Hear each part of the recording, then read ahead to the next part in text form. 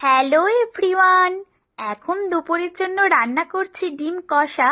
আর রান্না করতে করতে হঠাৎই ভাবলাম যে তোমাদের সাথেও রেসিপিটা শেয়ার করে দিই। প্রথমে তেলটা খুব ভালো করে গরম হয়ে যাওয়ার পর ফোড়নে দিতে হবে তেজপাতা ও 5 ফোড়ন।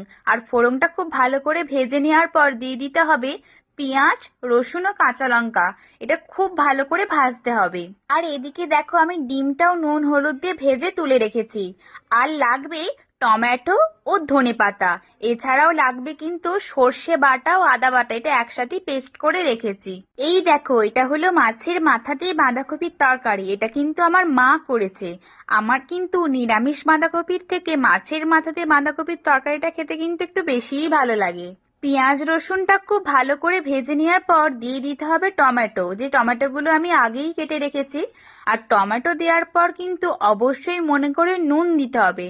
নুন দেওয়ার কারণেই কিন্তু টমেটোগুলো খুব সুন্দরভাবে গলে যাবে।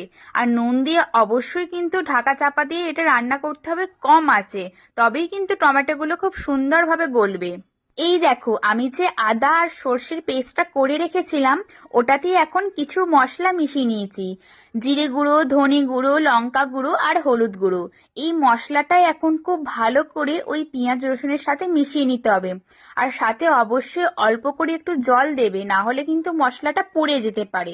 মশলা কষানোর সময় কিন্তু মনে করে মিডিয়াম আঁচে ঢাকা চাপা দিয়ে মশলাটা অনেকক্ষণ ধরে কষাবে। এতে মশলার টেস্টও ভালো হয়, আর যে তরকারিটা করবে সেটা খেতেও খুব ভালো লাগে।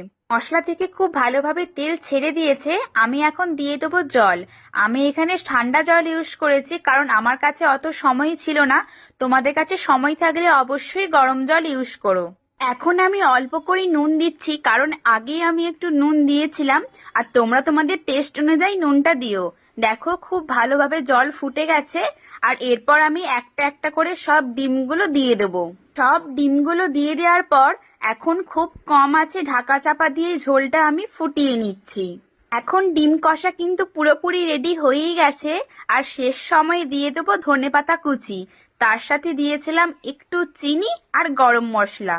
এই দেখো, আমার রান্না কিন্তু এখন পুরোপুরি কমপ্লিট। কালারটা দেখেছো তো, কার কার জিভে জল আসছে। তোমরা বাড়িতে কিন্তু অবশ্যই ট্রাই করো। বাই।